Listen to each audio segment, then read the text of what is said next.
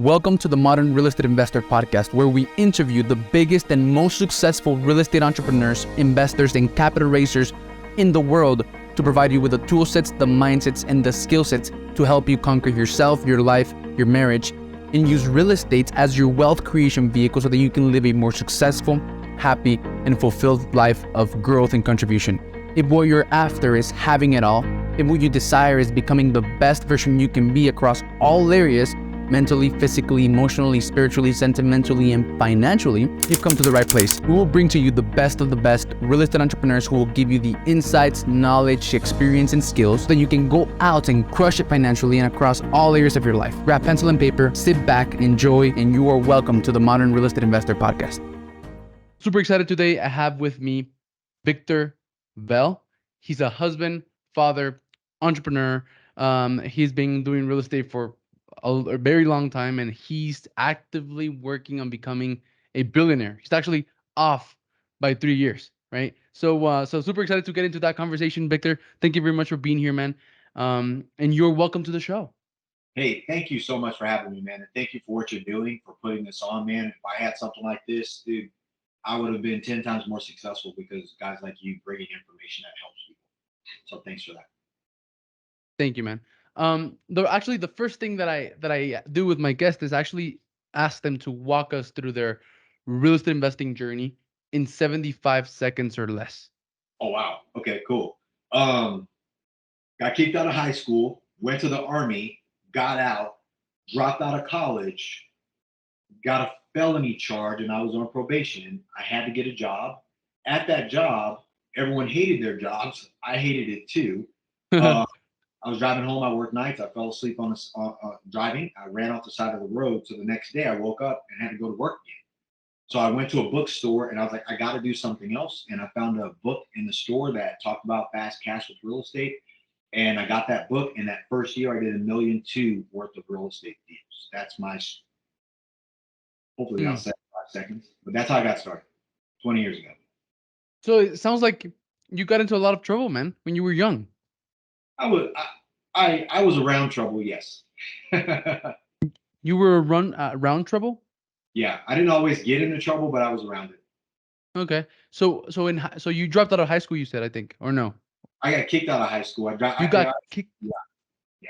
Got it. So finished high school, but I went to the military, and you go to the military, and they go, hey, you go to college for free and all that stuff. When I got out of the military after my 4 years, I came back and I went to college. And, I just kind of went because I was going to get a check every month because I didn't have anything financially to take care of me.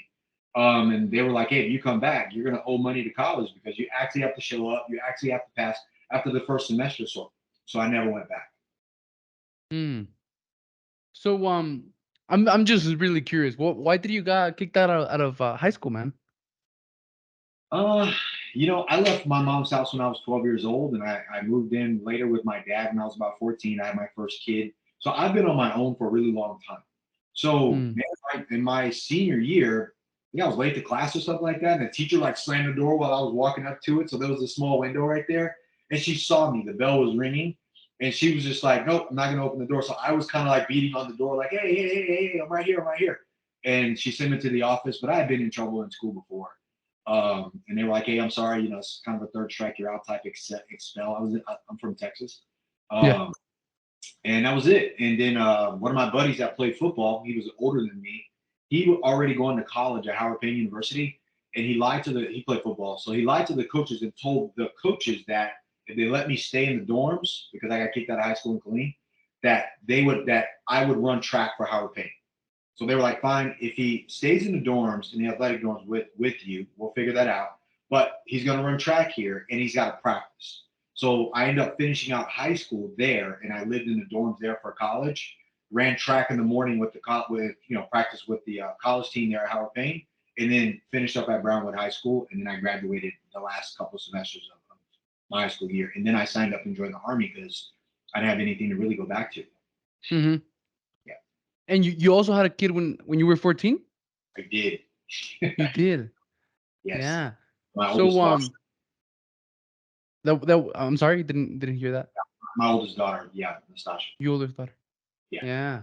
Okay, so it sounds like and then you graduated from high school, didn't have anything to go back to, so you went to the military. Yeah. You came back from the military, and then you got into more trouble, right? Well, yeah, because this it's when the military wasn't like it is today when people are like, oh, thanks for your service. Like I went because I didn't have money, I didn't have a job, I didn't know what I was going to do. So it wasn't like the marketing plan that they put together to make sure the military sounds cool, like thanks for the service type deal. I'm not saying it's not a good thing to do. I'm just saying that wasn't the message back then. So yeah, so when I got out, when you get out of the military and you don't stay, like you don't have something. If you're not gonna like go out and you have a job situated for you. I didn't leave to join the military with a plan. So when I got out of the military in 4 years, I also didn't have a plan. So I was like, oh wow, what am I gonna do? I mean, I'll be honest, I never really had a plan. So when I got out, I got out. College thing didn't work out, so that unemployment check stops. Your college money that you think you're gonna get in every month also stops. I had kind of like little side jobs here and there, but I've always been kind of more of a hustler. I've always cut grass. I've always washed cars, which I hate doing now as an adult man. Even when I worked that job, I got it because I was on probation. Is it okay if I kind of share with the listeners just some deep things on me? Okay, Yeah. good. So I've never done drugs. I'm not a drug addict. I don't even drink. So I started selling weed, which now looking back, it's legal. It's been legalized, but that's what I was doing illegally. So yeah, man, I got busted and I got a felony charge and I was on probation for 5 years. I was supposed to go to jail for 5 years, and I read my paperwork a few minutes before I saw the judge because that the timeline went to the judge, and I pointed out some discrepancies that was wrong with my paperwork. And the judge was like, you know what? There's a lot of your peers that are in jail right now because they don't read their paperwork. The system's not perfect. I'm going to let you off by putting you on probation. If you keep your nose clean for 5 years, it'll be deferred adjudicated. So I was like, and you'll never see me again because to your point, I'm not a troublemaker. I just happen to be Yeah. around trouble a lot. So that's not bad. Like there's a lot of guys who are like, dude, like there's times when people in front of me get in a car accident or someone behind me does something. I'm like, hey, how's it going? And then I look around and I missed something that was getting ready to happen to a lot of people. And I've been blessed enough to like, that's why I always feel like I got a calling. Like, dude, I've tried to commit suicide. I've been in the hospital. I didn't die. Like there's so many things that's happened in my life that keep pulling me into my future, right? Unlike other people, I'm not some woo guy. I'm very practical, but certain things you just can't ignore. Yeah. Yeah. They're just clear, right? So yeah, definitely, man. Um, so you got off with 5 years of probation. Yeah. Was that like a blessing? Was that like did that like keep you really focused and disciplined, working and just moving forward towards your goals, or was it like very It stressing? was, it was very stressed. Like, I was selling, so that's how I made money. So all of a sudden now I'm like out of work. And I'm not glamorizing this. I don't want people to think like, yeah, you can do this and do this. I mean, there's levels to things, right? So, but what it did do was it scared me because I was like, all right, now I can't get in trouble. I can't get pulled over. I can't leave the county. So there was a lot of barriers that goes right back to I think we talked about it, the discipline. I enjoy discipline. Like, so what that did was like, all right, I have to work. I have to show up to this place every 30 days, to my probation officer and check in and Yeah. do that. I have to show that I'm actively doing what I'm supposed to be doing and contributing. So, at that time I met my son's mom. I have an older son. I met his mom and I was taking care of him and things like that. So what it did was, to your point, it pulled me into this like so I burned all my bridges. I got kicked out of high school, and went to the army, got out, and I burned that bridge. Got out of college, burned that bridge, got a felony charge. Now I'm not this clean, squeaky guy, because it does add problems for people who are trying to do well, even if you're a good guy. If you have certain background issues, man, it does cause problems because people look at it. So that was an issue. Now all of a sudden I'm in this job. It brought me back into the workforce, and I'm looking at people who have been there for 10 years, hated it. And I'm like, all right. So, and I'm new. So I'm like they're my future if I'm not careful. Right. And I knew that I'm not a job guy. Like it's not that I'm away from jobs. I think everyone should have a job or some form of work. I think work keeps you sane. But Yeah. yeah, that put me on that path. So that was huge for me. It was huge for me. So now I got all these doors closed and bridges burned. So I was like, the next thing I do, I have to make it work. some people get into real estate and they have a job, but their main income is their job, and they want to get into real estate. I'm like, man, that's awesome. Just stick to your job. Invest with somebody who knows what they're doing. But to your point, I didn't have that option. So I went all in on this thing. I was like, I have to make this work. This is what I'm going to do for the rest of my life. I need to take care of my family with this. And and that was my mindset. So how old were you, man, when you read that book, Fast Cash, and you decided to go into real estate? How old were you? That was in 97 or 98. I don't know. Like, if I do the math backwards, I might have been 23, 24 years old. Okay. Yeah. All right. So 24, and up to that point, like up to 24 years old, you didn't have anything like too big going on, right? Did you feel like a failure? Did you feel like you were behind? Was any of those thoughts? Did any of those thoughts creep in to your mind at that age? No, No. no, no. But you know why? Because, and hopefully, I mean, I'm sharing this because hopefully it actually helps someone. I wasn't failing. That Oh, was the okay. like I started off like at that job I worked at that I hated so much. Within a relatively short amount of time, they made me a manager. Right. I had a job after my probation, which was my last job. I sold insurance. And I started working with a buddy of mine who had a company, who still has a company. In the 2 years I was working there for my probationary period, to show up for my probation stuff, I became number 5 in the nation in sales. Hmm. When I was selling, I started off selling 20s, and before you know it, I was buying pounds. There was never a part where I'm a loser. Like I continue to excel because I'm a big thinker. I'm a visionary. So I don't Yeah. believe there's not something that I can't do. And fortunately for me, I tend to attract people who, and we were talking about this prior to this, I tend to attract people similar to me who just want someone to give them a chance, Mm-hmm. and people will stick with me forever, and I stick with them forever. That's what I've always been. That I've always been the kid who doesn't get picked. I go pick everyone else who doesn't get picked, and then that little circle, we all go dominate, and I enjoy that. It's fun for me. Nice. Okay. So Cool. So to yeah, your I never felt like a loser. I'm glad that that I cleared that up. So with that mindset, with a mindset of determination and focus and discipline and consistency and all of those things that make someone excel, you Uh-huh. decided to go into real estate. And how Yes. did everything go, man? Oh, so there was a lot of learning. There was a lot of learning. So I found the deals. So basically, I got the book, and I basically just set the book down next to the newspaper because there was no internet and a bunch of other stuff going on at the time.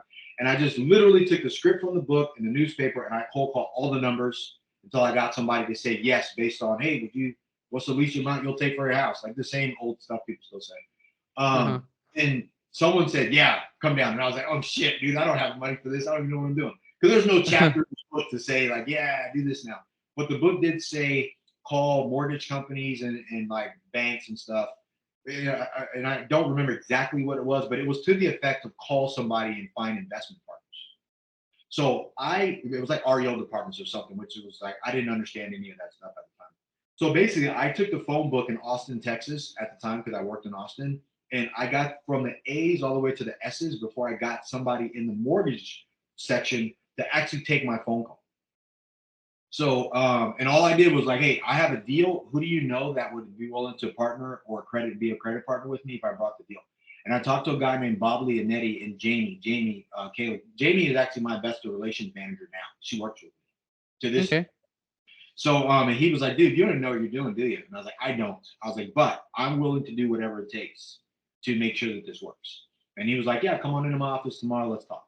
And that started really a relationship. We've still done stuff together. He basically put up the money because they own the mortgage company. So he introduced me to a partner. And then I went off to your part. Like he brought me to the office and he was like, let me just teach you everything. He just happened to be a seminar teacher.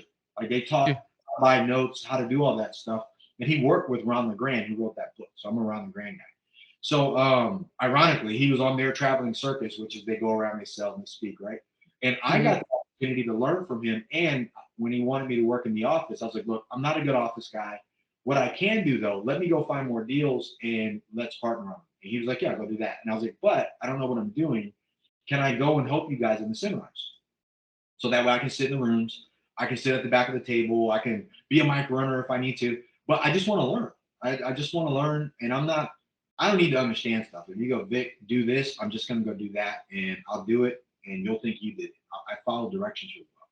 And he said, yeah, so that's literally how I climbed the ranks so quickly. But that first deal, like I found a deal, I had to manage all those properties. There was 24 properties. One phone call from the newspaper got one owner that had 300 properties, and he basically dumped all of his bad properties on me. But I didn't know that. I was just grateful. Like I didn't care how I got in. I just got in. So I had to learn. So it was only one single family house in that portfolio. The rest of them were multifamily deals. Duplex, fourplex, 16 unit, a 12 unit, an 8plex, like stuff like that. So I had to learn, which I didn't know what I was doing, how to oversee people, right? So it's like this, like, oh wow, I have all these tenants who are now looking to me to make the deposits, do this. I didn't, even going through the inspections, like getting leases that were all written in the same ink, signed in the same handwriting. Like I didn't realize that some of these properties were vacant because I didn't do, there was no seminars, podcasts, like I said, videos, YouTube, to be able to really get real good information. It was really a closed door community about how to do real estate at that time. So, but I did learn a lot. So it was a lot of learning. But again, to your question earlier, it wasn't bad stuff. I understand the process that you have to get through what you need to get through to get good. And I wasn't going to quit, and I'd already made the commitment that this was going to be what I do for the rest of my life. So what was I going to do? I didn't have anything to go back to. Figure it out, right? And that's what Yeah, you did. yeah, for sure. So I always talk about how one connection, right? Like you're one connection away from changing your entire trajectory of your life, and that's what happened to you, right? You met that one guy, you were able to make a deal with him, and that literally put you on a path of now working on becoming a billionaire, Yes, right? yes. Awesome. So, you mentioned earlier off record that you were 3 years off. Can you tell me a little about that, man? Like, what do you mean when you say you're 3 years off? Well, I wrote that goal down Uh-huh. in '07, right?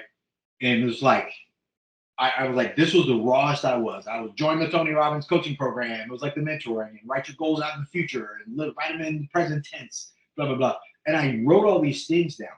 And like, there was a lot of stuff that, and I don't know if any of your listeners get this, some may, some not. Like, I was like, all right, bang $1 million, which I had already did a lot of, I was already successful. Then we lost everything, I had to rebuild. But like, Mm-hmm. certain I wrote down, own a limousine, did that. Own the Maserati, did that. Live in a beachfront home, did that for like 12 years.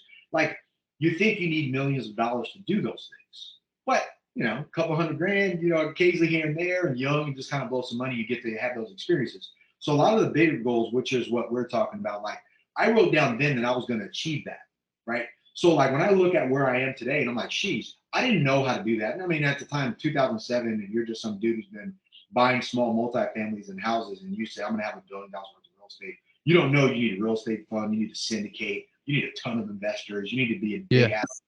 Like, so it was a raw version of who I was. And I look at myself in the future. So I gave up on that goal. That's why I showed it to you.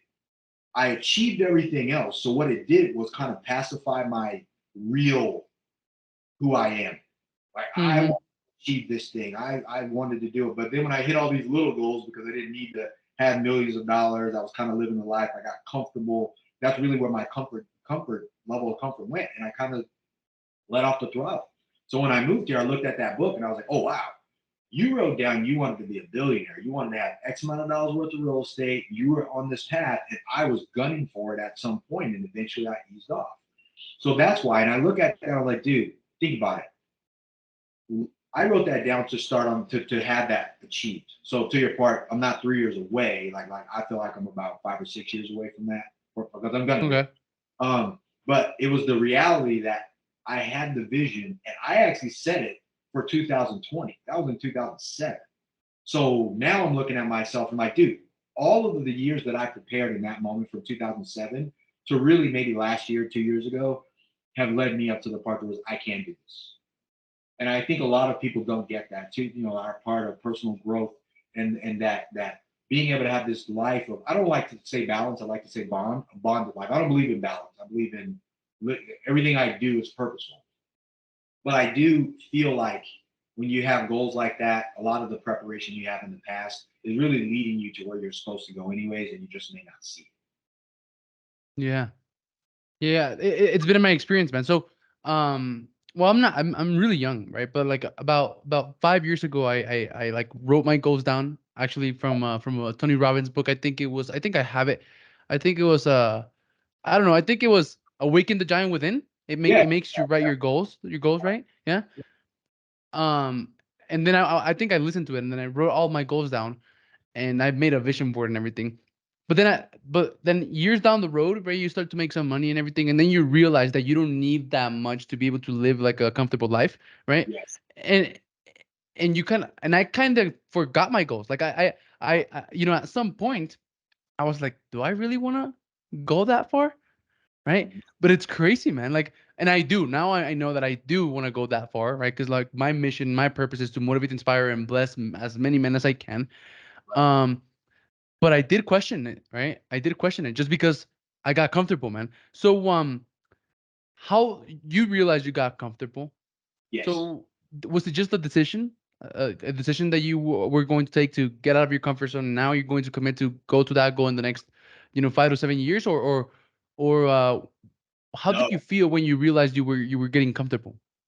Well, I don't know about other people, but when I get comfortable, it's almost like I have like, and I apologize, I cuss sometimes, so I don't want to be disrespectful on the show. But I had a problem. Like, I think I explained it to you before. Typically in my life, usually something happens to me. I'm going along really good, and then I get comfortable because I'm winning, and then Uh huh. something happens where it's like bang, I get hammered, and then I'm like, dude, what the hell's going on? And then all of a sudden I fall off, and I take a look. Naturally I'm forward. I look backwards where I am, and I'm so far ahead. But I start to see, and I'm like, dude, I got comfortable. I fell off, and then I get really motivated. I'm good at. I can focus really well. Right, when I want something, I'm gonna go get it. And so that's what happened. So basically, we sold some apartment buildings. I had an investor slash partner, and he took some money from me, and it hurt me, not because of the money, but there was a trust issue. I was like, dude, never in my wildest dreams did I think this was gonna happen. So I felt like a failure, man. I was like, dude, I felt like I even cried, dude. I had a belly cry on the bed, and I was telling my wife, I was like, babe, I'm sorry. I let us down. I failed us. I knew it. I knew it the day before. I even was like, I'm not gonna do that. Um, and that was like this awakening for me because I was like, you know what? We have a saying in our house. It only matters because you only have one. It only matters because I only had that deal, that investor working. I should have had 100 guys like him go, 100 deals going on. Because then if that would have happened, it wouldn't have stung so bad. I wouldn't have paid attention to it. I was like, all right, whatever. I'll just move on.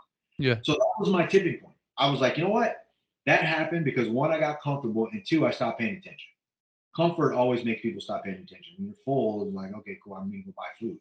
So when once that happened, it made me kind of look at my whole circle, and I was like, I think I need to kind of get back on the horse. I want to start buying deals. I don't want to go, and I'm not a person like I don't go back the way I came.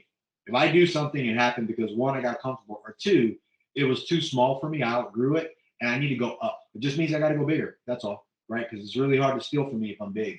So Yeah. that was the thing. So when I started going back to calling on real estate deals, and I called some owner who had inherited a commercial property, and when I was talking to him, I don't know, it was like talking to a kid. Like, do you have kids? You have a family yet? Yeah, yeah. I have a 4-year-old and I'm married. Cool. Actually, I don't have my ring on just because I went to the gym and I don't like to have it on and I forgot it on my shorts. But yeah, I'm married and I have a kid. Yeah. So what this was someone who had their family probably owned property and they left it to their kids, and their kids didn't understand how real estate works. They were Mm-hmm. just kind of he came across as super entitled. So when I talked to him, I was like, hey, I'm interested, blah blah blah. And he was like talking really crazy to me on the phone, and I was just like, because I'm a professional, especially when it comes to those things. I was like, yeah, sure, hey, no worries. And he just kept going and kept going, and I got off the phone with him, and I called my wife, and I was like, hey, you know what, babe, we're leaving.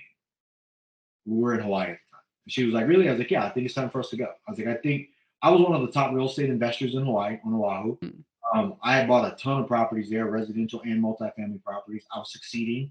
I had my gym. I was a top strength coach for top athletes, the UFC fighters, wrestlers, special forces candidates.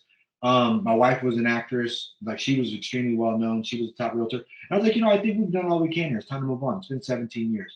Let's go to a place where we can compete. Let's go to a place where we can win.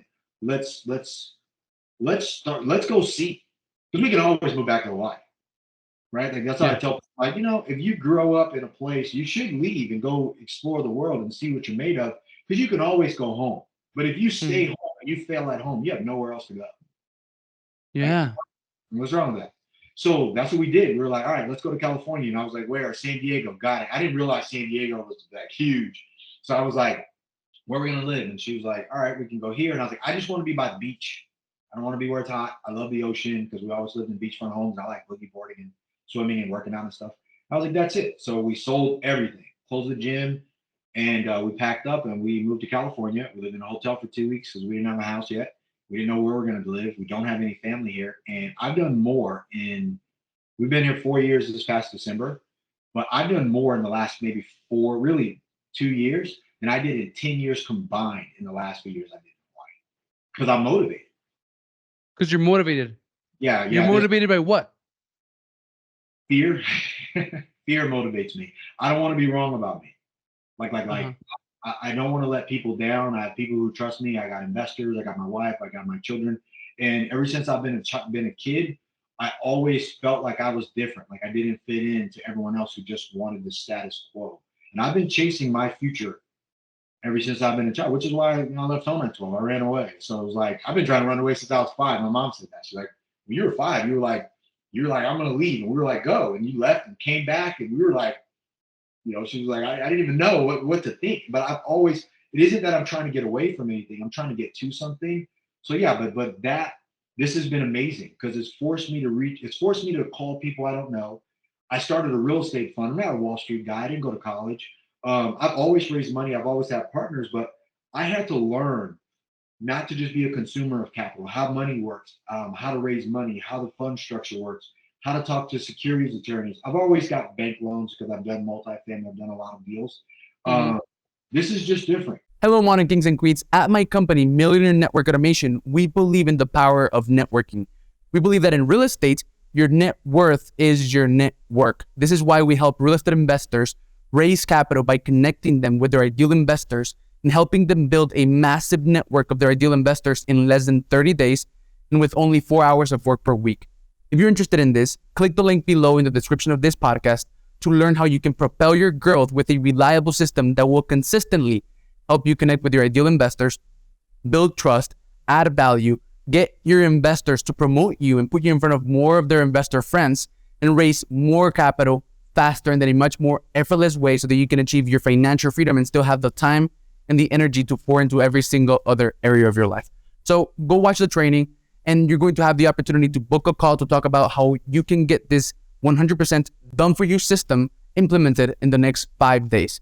So thank you for watching, and I'll see you later, and enjoy the rest of this episode. Bye-bye. And what I had to learn was to be myself.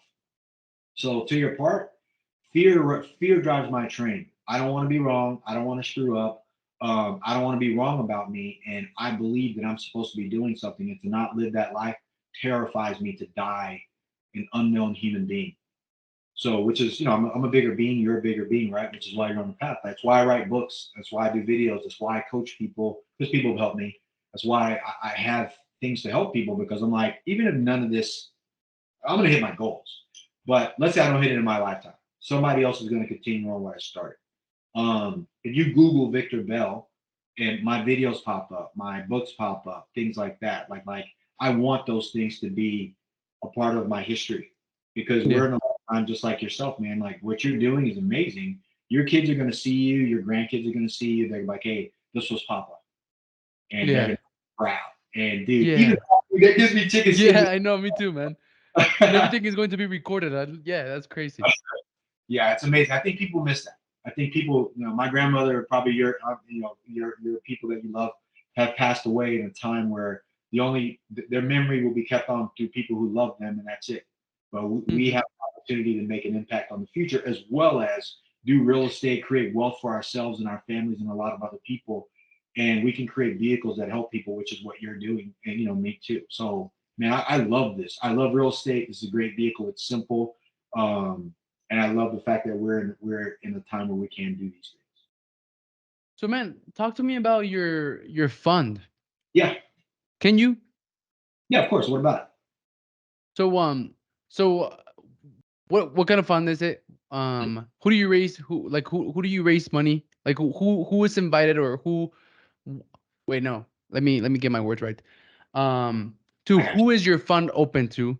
Right. What kind of properties do you invest? Basically, what do you do with your fund? Got it. So it's accredited investors only.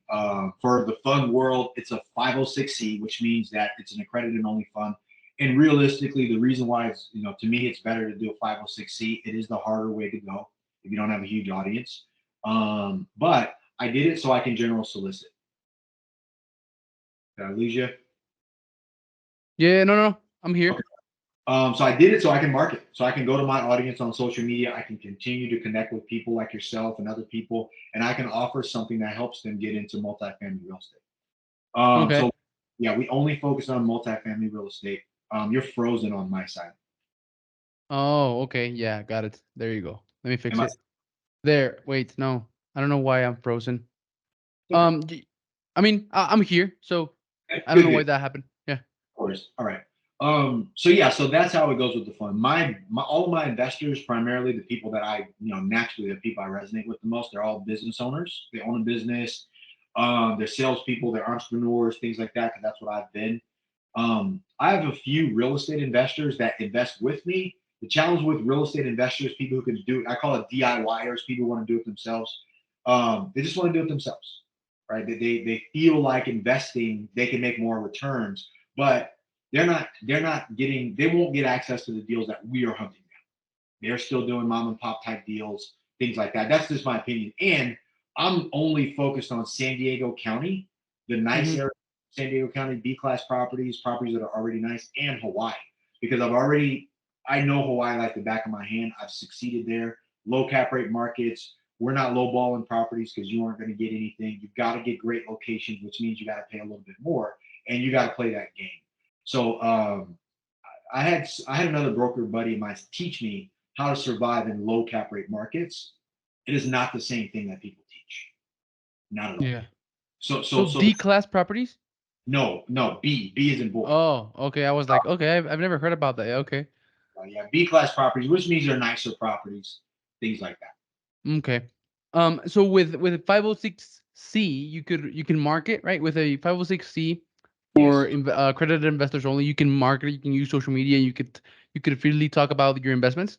Yes. You can talk about it as long as the people who come on board are accredited and we can verify that they're accredited. Basically, they gotta have a $200,000 income or a $300,000 household income if it's a husband and wife, or they have $1 million net worth, excluding their primary residence. Okay, got it. So, man, Yeah. the people who normally listen to this podcast are active real estate investors or passive real estate investors, right? Like Nice. some of them they don't know yet, right? But every single person who listens to this podcast has chosen to use real estate as their wealth creation vehicle, right? Yeah. So like whether they're going to do it passively or actively doesn't really matter. They are using real estate, right? So, what is it that you would want to say to them? Like whether that's some advice for to becoming an active real estate investor and run a fund, or whether you want to invite them, to learn more about your fund. Right. So if you're a passive real estate investor, I'll talk to you guys first.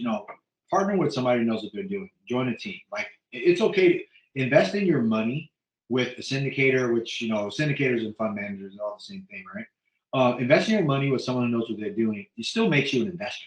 Some people that because now you're a partner in that deal. You're in a deal. You're putting your money up against other people also in that deal. You really get access to deals that you would normally not be able to get if you were trying to do it on your own. Even if you have the money, the bank and the lenders are not going to just give you a deal if they're going to give you debt on the property because you have money with no experience. That it just is what it is. Now, if you're an active investor, I've been an active investor for a really long time, and then I made the decision to start a fund because I was like, okay, I want to get more investors. I have my own investors. I got my what are they called? Um, Generational investors, people who are going to always invest with me. But I Yeah. want more people. You heard me say earlier, if you only have one, man, that's a problem. Like you need a bunch of people. And this is a good time to do that. So if you're an active investor and you want to begin syndicating and you want to start raising money, I would say that's funny, man. I wrestle between giving somebody permission to go off and do it versus get your feet wet first, because it's expensive. It is Yeah. not like, and you're responsible for people's money. This isn't a thing where you can just pick up the phone and say, "Hey guys, sorry, shit failed." Like, this is real time. Like, you're affecting people's livelihood and you're messing with people's money. And I was listening to somebody say this the other day. People go to jail longer for financial crimes than they do for, like, misdemeanor, like murders and stuff like that. So imagine the responsibility that you have. So if you're going to be an active investor, you need to know what you're doing. Period. Or not. And that takes a very high level of responsibility, not just for the money, because now you're responsible for people's money, raising the money. That's a full-time job, and finding the deals, also a full-time job, and managing operations, meaning like managing the management company that's going to oversee your deal, or like I did earlier on with one or two investors. I self-manage the assets so I can understand if I'm telling somebody, hey, this is the cost and you need to do this within this time frame, as a manager or a contract service guy. I know, not because I did the job themselves, but I hired a team I oversaw as a project manager, and I made sure the job got done. And I push people. I honestly do push people. So that's why I know I'm a good operator. But if you're going to start your own fund and do your own stuff as an active person, then decide once and for all, you're going to be a great operator. You're going to be extremely responsible, and you're going to be willing to get into the business long term. We've been, like, I think from an active investor, people think, oh, I'm going to do a deal, and in 2 years, or in multifamily especially, 3 years, I'm going to be out. All the deals that I'm looking at right now from people who bought 3 years ago, who the rates have adjusted on them. They promised their investors a preferred return and they cannot pay it.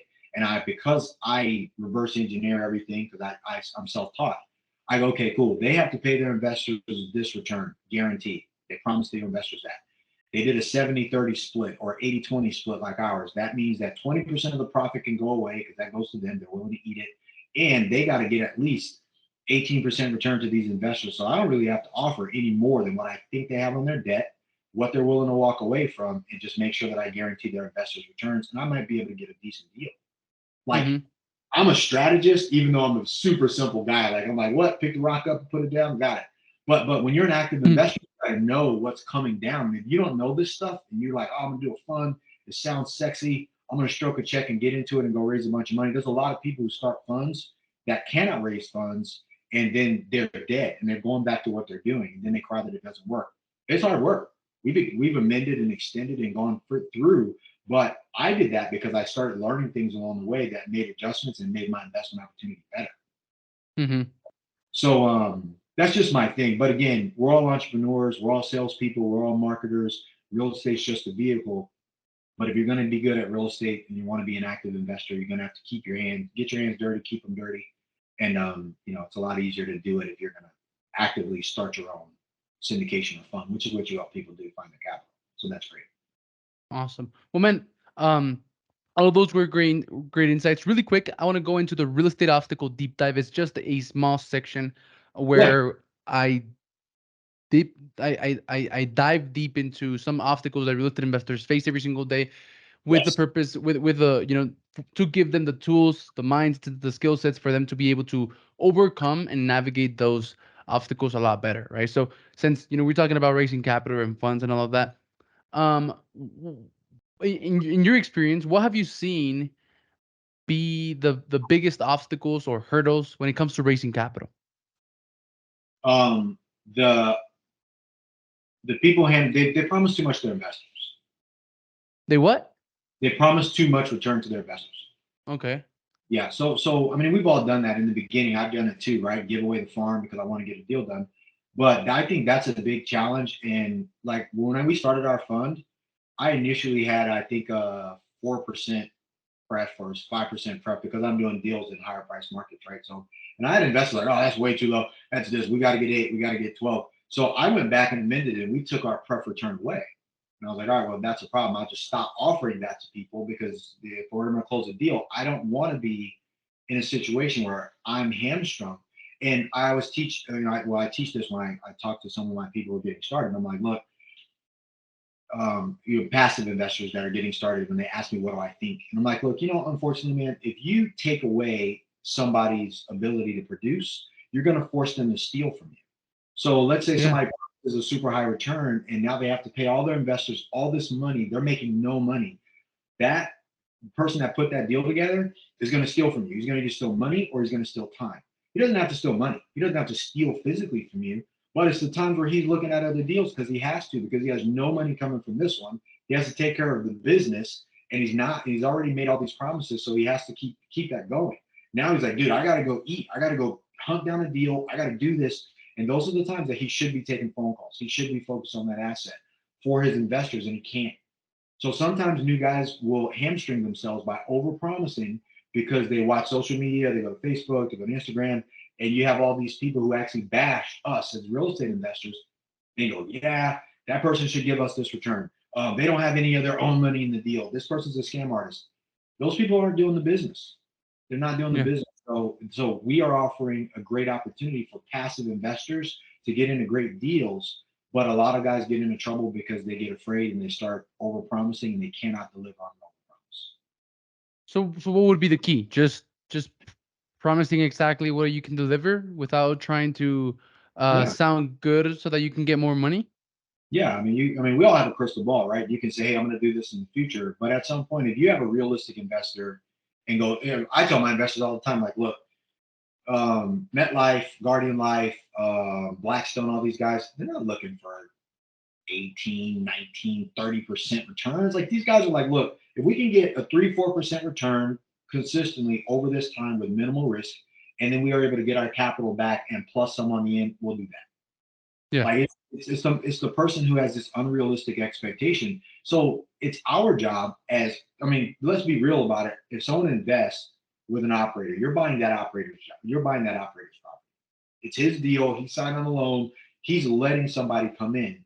So the reality of it is like, if you know you have a deal that's your deal and you're letting people come and invest with you and they become your partners, man, have a good conversation with them. Just like, hey, look, here's what I know we're going to do. I'm going to probably deliver more than that, but here's what I know for a fact this deal's going to do. And just let that be okay, man. People are realistic, right? People like the truth, and they know when you're being genuine. So I just tell my people, like, hey, we don't have a pref return, so every dollar you get 80 cents of that, and I get the other 20% because I want to keep the wheels going. I'm going to keep doing deals, and I want to do it with you. But I can't if we do a bad deal, and I'm robbing Peter to pay Paul, and then you're never going to trust me again. Yeah, for sure. So I'd rather both of us be in the same boat because I think that's equally yoked. I'm responsible to make us money, and you're responsible to stroke a check and keep receiving it from me. I'm not going to steal. I'm going to answer the phone. I'm going to buy more deals for us. But I can't do that if I'm afraid every night of how I'm going to fail. For sure. I've given this, what I'm about to tell you, a lot of thought, man. One of the main reasons that people hold themselves back is, and one of the root causes of literally almost all limiting beliefs is scarcity, right? So, for example, if you are over promising just because you want to get a deal done or you want to raise capital from someone, that's scarcity, right? Like, you don't believe that if you are just honest and you're raw and you're real about what you have, you don't believe that people are going to be interested in it. You don't believe that there's enough people that will be interested in it so that you can raise capital. So it's scarcity, right? So that was really interesting, like hearing you say that, right? Because I've given a lot of thought to where limiting beliefs come from, and they come from scarcity, man. Like, Absolutely. literally, any limiting belief that you can think of will have an essence of scarcity in it. So yeah, it was really interesting. So my camera turned off, man. For some reason, it ran out of battery. It's connected to my computer, so it shouldn't have done that. I don't know what happened, but I'm here, right? So it's all cool. And we have a couple of questions. I finished my podcast with a couple of questions, man. And the first one is actually the first question is actually, what is a limiting belief that you've seen, other real estate investors have that hold them back from making good deals? That's a great question, man. That's a great question. I think the I is it may not be a limiting belief per se, I think it's a holding on to old information too long that doesn't serve them. So, like for example, the buy. There you go. Hey, that's here. Uh, the buy high, the buy low and sell high doesn't work. You know, Mm-hmm. to me, it's been buy high and sell higher because I Okay. feel, that served me quite a bit because at first, when I bought a 40 unit apartment building in Ohio, went bankrupt, had to start all over again. I went back to a buddy of mine who owned like 400 units in Hawaii, and he was like, "Dude, you're doing it wrong." He's a broker, and I was like, "Really?" I was like, "All right, so what am I doing?" He's like, "You're trying to get these deals, like you're like 50% expense ratio, 10% vacancy factor." He was like, "None of that works here. You're not going to get a deal, and no one's even going to take you serious because you're using these numbers that don't apply." And he showed me a deal, and he's like, "Look, I just did this deal, and oh look, I just did this deal," and I was looking, and they were all deals. I was like, "Dude, you overpaid for those things." He's like, "Look, man," he's like, "if I hold this deal for 3 years," he's like, "I'm going to refinance this thing, and I'm going to take my down payment out. I'm going to keep it, roll that money into something else." He's like, "Yes, I'm paying market value for a property that's worth market value based on its income and the debt that I can get." And he was like, "So yeah," he's like, "You're never going to get a deal." And I bought a deal from him, and then I bought another deal from him, and then I found another deal. And I was just like, "Oh my God, like imagine how many deals I missed out on in my lifetime." One, because I was holding on to that old, not limiting belief, but outdated information that buy high, buy low, sell high.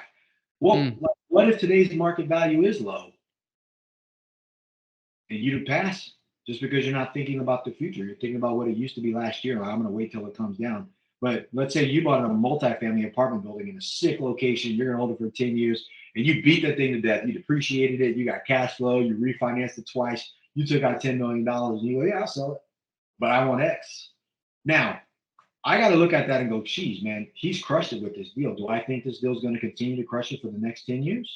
Because if that's the case, then what I'm buying it for today, full price, is still a great deal. Because I ain't going, Mm-hmm. I'm going to keep this thing, right?" That's what I had to do. That was the big shift in my mind. And once I made that shift, I started playing the game. So even though we do, it's cash flow, people get cash flow, that limiting belief that we had shifted away. And I was like, "Oh, wow, these guys are making a couple $1,000,000 every year, right? You can't do that if you're trying to buy low, sell high." Yeah. Okay. So then it's so how do you get in that mindset then? It's more about like looking at everything long term. It's actually seeing what really is happening. Because some people look at a deal and go, "Oh man, like look at the deal, run the numbers. Let's offer 70 cents on the dollar because it's got to fit our all-in buy box because we're trying to do value add flips, a value add apartment building, and blah blah blah." But then when you look at like, "Hey, this is a nice property, it's cash flowing. Do I think the rents are going to be $600 or $500 more at this location over the next 10 years?" When I'm looking around and I'm seeing shopping centers and all the jobs, job growth, and stuff like that, hospitals around it. Do I think that this is going to happen? Like you're in what, Arizona? Mm-hmm. Yeah. So if you look at Phoenix and you go, "Cool, this is the location in Phoenix. This thing has always been made money," and then you get an opportunity to buy a deal there, and you have to pay full price for it. Like you can't look and go, "Yeah, I got to get it for cheap." Why? Like you're controlling a location that's not going away. It's going to Yeah. constantly go value. People are always going to want it. And that's the big thing. So when you start looking at, hey, what's really happening, not what somebody told you, but what do you see, and then you Mm-hmm. start about your exit. Like who you're not going to sell it to another mom and pop. I don't look at deals that mom and pop can buy, right? So Mm-hmm. we made an offer for a deal for 47 million, and we made an offer Friday on a deal for 40 million and a $37 million offer. And we got another offer going out later on today, waiting for a response back before we send over our LOI, and that one is for 52 million. The buyer for that deal is an institution or another apartment building group. Like I'm looking at people who are also raising capital. So that also bended my limiting beliefs. Like, oh, yeah, if I go to like Joe Schmo down the street that's looking for a Section 8 property, yeah, they'll probably not have the money in 10 years if the market's down. But this group is always, that's their job. They're going to raise capital and they're going to put it in property. So all I got to do is go assemble the best pieces of property. I don't need to be a penny pincher. Hmm. Nice. Okay. All Yeah. right. I get it. So that's the So limiting I had to get rid of. mhm. So man, so where do you think this belief or information comes from? Like this belief of buying low and selling high. Where do you think that it comes from, or why does it not work anymore? Well, I think all of that information is old because you have people who bought books, sold books back in the 90s, back when real estate was. I mean, we all hear 2008, 2009, properties were sinking. So that was a lot of the people who were teaching that stuff, but that stuff really hasn't changed. Most people are still around today. So yes, that valuation that happened when the market was tanking, going down, and people were able to buy properties, yes, you are going to buy low, right? But Yeah. nowadays, you're not going to buy low today. Even with the Mm. interest rates where they are, interest rates are forcing people to lower their property, not because the value of that property is less or the income is less. The rates are less, so it makes people have to put down more money, or they have to sell because they're not getting enough cash flow, just because their rates went down. So, but it's not because the value of that property is low. Got it. All right. Purchasing power of the buyer has changed. Mm-hmm. Yeah, definitely. So, man, the next question is, what empowering mindset or belief should you have to be successful as a real estate investor, as a fund manager, right? Like, what kind of mindset should you have to be able to succeed in that game? Uh, This is just my opinion, guys, so I want to be upfront about that. An expansion mindset. Like if I'm thinking about expansion, I'm thinking about today. I'm very present about that, but I'm thinking about the future. So Mm-hmm. I think that mindset, I look at everything on the premise. Like I look at every deal. I'm like, I don't need the numbers. I'm just like, hey, do I think this first, is this going to lose money ever? And if I can pass that sniff test, I'm like, do I think this property will always be around? Well, I think people want to leave this neighborhood or this area anytime soon. So like that's the mindset I had. So that I'm always thinking about expanding into the future. I'm like, dude, I got to get to $1 billion worth of real estate. I got to get to later, or really five for me to be a billionaire because I'm at 20% in the fund, Yeah. right? Right. So in my brain, I'm just like, I can't worry about this, right? Like even on my phone, um, I mean, I have it. I don't know if you could see it, but I have in my thing. It says get to 400, get to 400 doors, then get to 4,000 doors, then get to this. So every deal I'm looking at, I'm not like married to the mindset around it. I'm just like, as long as I'm thinking about expansion, like we talked about, I just need more people. I need more doors. I need more capital. I need more opportunities. At some point, I'm not going to be able to buy apartment buildings anymore. I'm going to start buying property management companies that manage the type of properties that I'm buying portfolio wise. And then I can go in, I have Yardi, I got all their data, I got everything, and I have connections with those groups. So I can go in now and start saying, hey, would you guys be interested in selling? Or we are raising money. Would you guys be interested in partnering with us? So like Mm-hmm. my concept is just never stop expanding. Like I'll do it until the day I die and it excites me. So that's the mindset I think. With an expansion mindset, it stops making me look at all the little day-to-day minutia details and go, you know what? That's a problem. I know I'll handle that, or I'll bring on more people on the team to handle it. But we're going to this number. Once we get to that number, we're gonna keep Yeah. Okay. climbing. Not everybody likes that though. It's a lot of pressure, right? It is. It is. Yeah. It is a lot of pressure, man. But I mean, if it's what it takes, it's what it takes, right? Mm-hmm. So the last question, man. You just briefly touched on connections, right, and connecting with other like management companies and stuff. So to make connections, to build a network, to build relationships, what advice can you give on that? Because I mean, I know that is crucial and very important to raise capital and find deals and partners and stuff like that. So yeah. I have a very interesting take on networking and connections, and some people don't like it, but I just found it to work for me. I'm very, I'm not, a, I build relationships, but I'm very aware of what that relationship is built on, right? Because so like a lot of people like, yeah, let's network, let's go to lunch. I just had a call with a guy, great guy. We text and he was like, hey, I'm doing this thing. And I was like, awesome, here's what I'm doing. Let's figure out how we can work together. And then he texted back and he was like, hey, let's get together. And I was like, and I called him right before our podcast. I was like, hey, what do you want to get together about? And he was like, oh, I thought we can get together and I can kind of sit through this. I was like, actually, man, I'm not going to do all that stuff with you. If it's somebody I can refer to, I'll do that. I want you part of the network, but I'm working on this thing. So I'm acute, like, and other people are like, yeah, you should go, you should do this. But I'm like, dude, I've been doing this for 20 years. You know how many lunches I've been on? I've taken people to lunch, people taking me to lunch, I've taken people to dinner, I've invited them to my house for barbecues, and it's went nowhere. They've just been Yeah. really nice people. And then I talk to them thinking that, hey, they're nice and we built a relationship. And then they go and do a deal with someone else. And I'm Yeah. like, what happened? And they tell me, they're like, dude, we're just friends, man. We're cool. I'm like, so you didn't think about me for business? And they're like, actually, no, man, I didn't. We just want to hang out. So I stopped doing that. I was like, dude, I'm doing my wife, my kids, and my family a disservice to not build a relationship off of somebody I know we're going to do business with in the future. If that's transactional, great. But after I know that's going to happen, doesn't even happen that day. But then I start to. You're doing a disservice to your wife, like and your kids. Okay. Well, and I said that to say because like a lot of times, when you're, especially when you're just getting started as an active investor, one of the ways of networking people say is, hey, go find somebody that's doing something and take them to lunch. Like that's a great way to do that. Go to a networking events and you're going to hand out your business cards and eat stale pizza in the back of the room and you're going to do this and everybody's going to know each other. But a lot of times that feels good, but it gets you nowhere. Yeah. So me, I'm like, hey man, I would love to do business with you. That's why I'm here. Like, what does that look like if we were to do business together? I have a fund, you can not be in the fund. We can just invest and do deals together, bro. I would love that. And they're like, yeah, man, that'd be cool. And I'm like, awesome, man. What can I bring to the table that would contribute to what you're already doing? And let's figure out what that looks like. And then once we kind of mash that out, then all of a sudden it's like, hey man, I'm having a barbecue at my house. You should come. So then that happens. But you used to do it the other way around. And then they'd come to my house. I'd hear about all these cool deals they're doing with everyone else. I'm like, man, I should have said something. But that's been a huge shift for me. A lot of people don't like that. But it goes right back to expansion. Like I want to grow with people who want to grow with me. And be honest with you, all the people who have, like one of my buddies, they have a company. They did over $1 billion last year, and we know each other very well. And we sit down for lunch, and 2 minutes in, he's like, "Okay, cool. Well, let's talk business. What are we gonna do?" They just want to make money. They want to know what that's like. Now, when you have retail investors, they want to feel comfortable. But I think it's kind of like going on a date. If you go to the bar and you know you're not going to get married, you're going to go to the girl and be like, hey, do you want to go out tonight? Hey, do you want to go out tonight? You're going to get a bunch of no's. Someone's going to say yes. And if everyone says no, then you just go home alone. But you don't waste time, right? Like if that's your intention for going, don't pretend. Or vice versa. Be like, hey, I want to get married tonight.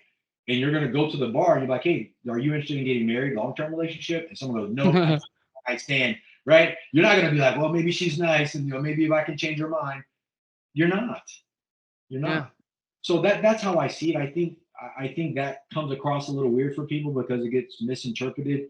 But I'm very clear on I want to build relationships with people who I can be around for the next 10, 20 years. And I can't do that if you don't want to grow, you have a negative attitude, you're going to be a pain in the butt. I don't want you around my kids because you drink and you smoke and you're loud. Like stuff like that. Like I want to go to, flights because I want to buy I'm going to buy a jet. I want to fly on my jet with people I enjoy. I want to invite these people. I want to be around their children and stuff. And that like what we're doing. I think this is huge. For sure. Yeah, man. Yeah, so totally agree. About that.